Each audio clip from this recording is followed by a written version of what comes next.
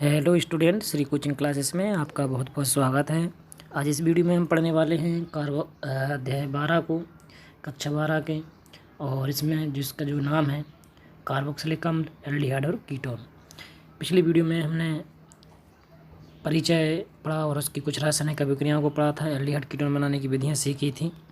आज इस वीडियो में हम कार्बोनल यौगिकों, और कार्बोनल यौगिक किसे बोलते हैं जिसमें भी C डबल बॉन्ड O समूह पाया जाता है उसे हम बोलते हैं कार्बोनल यौगिक।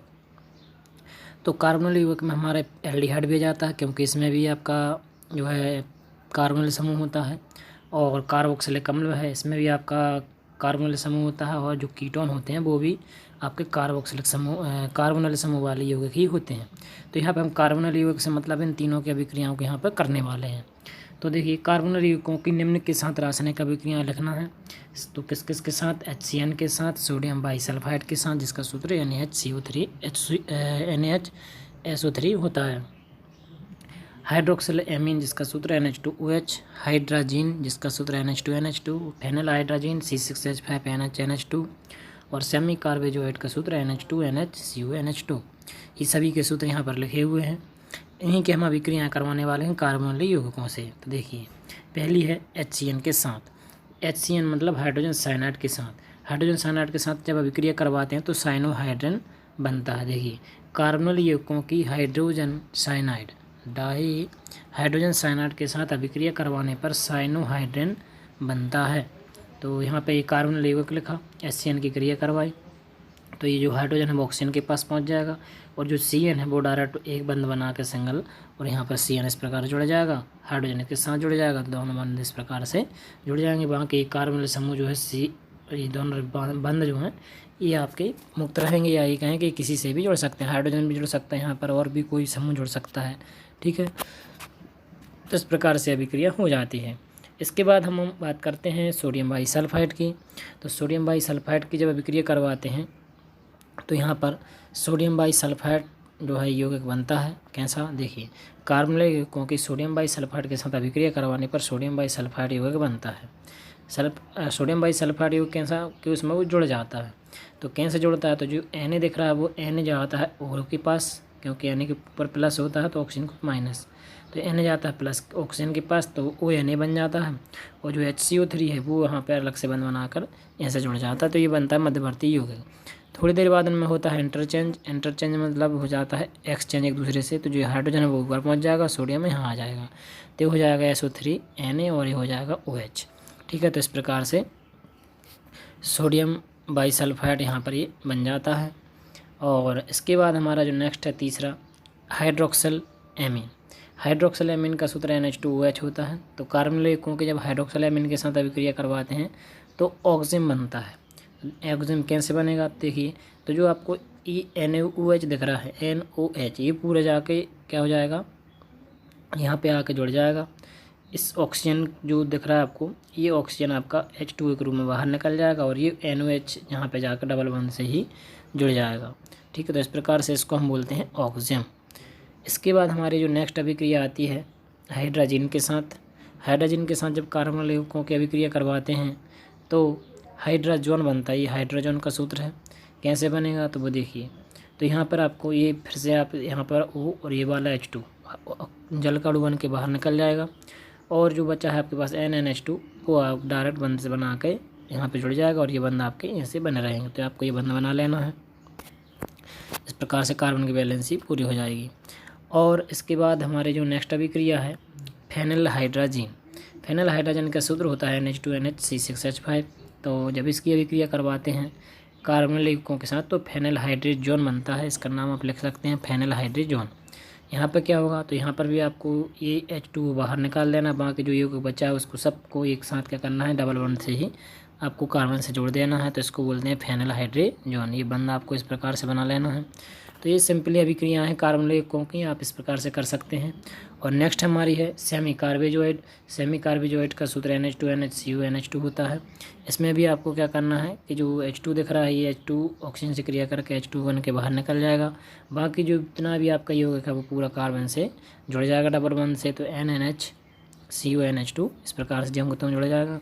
तो ये हो जाता है आपका सेमी कार्बेजोन। इसका नाम क्या है? सेमी कार्बेजोन है। आप नीचे यहाँ पे इसका नाम लिख सकते हैं। तो ये थी कार्बोनिल यौगिकों की अभिक्रियाएं।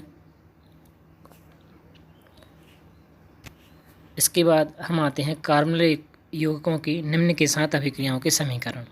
तो कार्बोनिल यौगिकों की हमें क्या करवाना है कि जो नीचे अभी उत्पाद दिए गए हैं, अभिकारक दिए गए हैं, जैसे कि अमोनिया के साथ, अल्कोहल के साथ, क्लोरोफॉर्म के साथ, PCl5 के साथ, इनके साथ हम अभिक्रिया जब करवा दें कार्बोनिल यौगिकों की तो क्या बनता है हमें वो बताना है। तो देखिए, अमोनिया के साथ जैसे अभिक्रिया होती है तो कार्बोनिल यौगिक जो है अमोनिया के साथ अभिक्रिया करके भिन्न भिन्न यौगिक देते हैं। अलग अलग कैसे देते हैं देखिए। तो जब फार्मेल्डिहाइड का ही कार्बोनिल यौगिक है, तो फार्मेल्डिहाइड की ये जब अमोनिया के साथ अभिक्रिया करवाते हैं तो हेक्सामेथिलीन टेट्राएमीन बनता है, जिसे यूरोट्रोपिन कहते हैं। यूरोट्रोपिन बहुत ही फेमस नाम, बहुत इंपॉर्टेंट यौगिक है ये। इसका जो उपयोग है गठिया रोग के इलाज में किया जाता है, मूत्र रोग और गठिया रोग के इलाज में इसका उपयोग किया जाता है।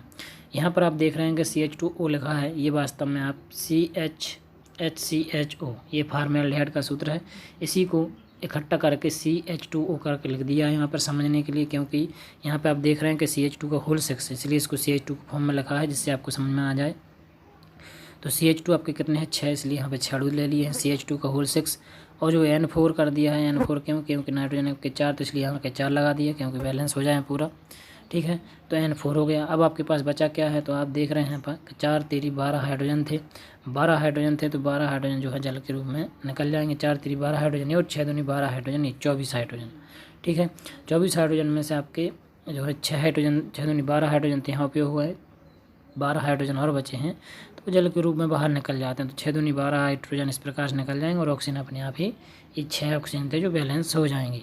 तो ये सूत्र आपको अच्छे से याद रखना है, CH2 का होल 6 N4। आगे आपको नीचे इसकी संरचना भी दी गई है, उसको भी आप बना सकते हैं और अच्छे से कर लें। और हम एसिटाल्डिहाइड की अमोनिया के साथ अभिक्रिया करवाने पर एसिटाल्डिहाइड अमोनिया बनता है। क्या बनता है, जब हम एसिटाल्डिहाइड की, अभी हमने फार्मेल्डिहाइड लिया था, अब हम एसिटाल्डिहाइड की अभिक्रिया जब अमोनिया से करवाते हैं तो एसिटाल्डिहाइड अमोनिया बनता है। जो यूरोट्रोपिन है इसकी संरचना आप आगे पढ़ेंगे, आगे मिलेगी आपको, इसका अलग से प्रश्न बनेगा क्योंकि इंपॉर्टेंट यौगिक है। तो इस प्रकार से आप देख रहे हैं यहाँ पे जो कि हाइड्रोजन है, एक हाइड्रोजन यहाँ पे ऑक्सीजन के पास पहुँचा तो ये बन गया OH, बचा यहाँ पर NH2, तो NH2 आपका अलग से बंध बनाकर यहाँ जुड़ जाएगा और CH3CO इस प्रकार से बना रहेगा, CH3CHO। तो ये एसिटाल्डिहाइड का सूत्र CH3CHO। ठीक है, तो ये बन जाता है आपका एसिटाल्डिहाइड अमोनिया। एल्कोहल के साथ एसिटाल्डिहाइड की जब अभिक्रिया करवाते हैं, एल्कोहल के साथ एसिटाल्डिहाइड की शुष्क HCl की उपस्थिति में जब एथिल अल्कोहल के साथ अभिक्रिया करवाते हैं तो पहले हमें एसीटल बनता है और फिर एसीटल बनता है। देखिए कैसे अभिक्रिया होती है। तो ये एसिटाल्डिहाइड का अणु आपने लिया, एसिटाल्डिहाइड का सूत्र आपको नॉर्मली ऐसे याद होगा, CH3CHO। इसको सुविधा के लिए ऐसा लिखा है इससे आपको समझ में आ सके। तो CH3CHO, ठीक है, ये एल्डिहाइड हो गया। एथिल अल्कोहल का सूत्र ये लिखा, तो ये OH जाके यहाँ जुड़ जाएगा और जो ऑक्सीजन दिख रहा है आपको, ये ऑक्सीजन के पास आ जाएगा C2H5। तो ये आपको सिंपली इसमें तो दिख रहा है आपको इस प्रकार जो होते हैं जुड़ गए हैं आगे, इसको हम बोलते हैं हेमी एसीटल।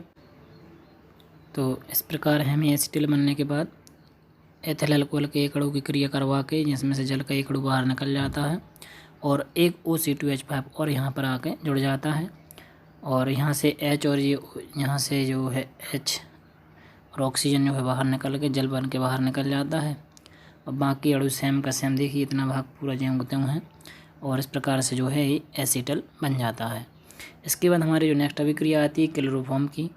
तो एसीटोन के जब क्लोरोफॉर्म के साथ क्षार की उपस्थिति में अभिक्रिया करवाते हैं तो क्लोरोटोन बनता है।